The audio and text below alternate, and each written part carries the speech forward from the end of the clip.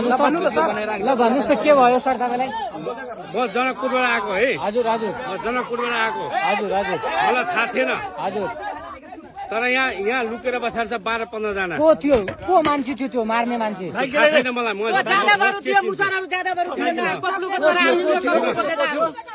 मैले भने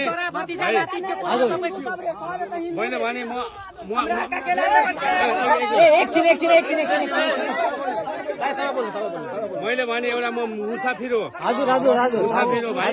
मुसाफिर हुनुहुन्छ। म मुसाफिर हो। बाटो जो पनि हिँड्छ तर गल्ती छ उसलाई भन्ने हो। मलाई थाहा थिएन। मलाई यति पिटो मेरो यो पुरै फुटा छ। हजुर हजुर हजुर त्यो त हेरिरहेको छु म तपाईँको पुरै रगत गइरहेको छ एकदम। बाटो हिँड्दा कस्तो यो उता टोलबाट आएर सबैजना मिलेर कस्तो कुटपिट गरेछ।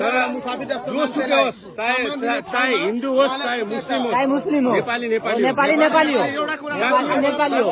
मानवता आउनु पर्यो। आफ्नो भाइ भाइ हो। आफ्नो भित्र मानवता आउनु पर्यो। सबैभन्दा मानवता हो सबैभन्दा अगाडि थाहा हुनुपर्छ। थाहा भएन है। मेरो घर झुम्का हो। मेरो घर झुम्का हो। म भूतपूर्व एपिएफ को है। हजुर हजुर। तर मैले अहिले नाम त थाहा छ। भोलि म जे गर्छु म आफै गर्छु। तपाईको सपोर्टमा तर यस्तो पिटो मलाई यस्तो पिटो मेरो यो पुरै फुटेर होइन।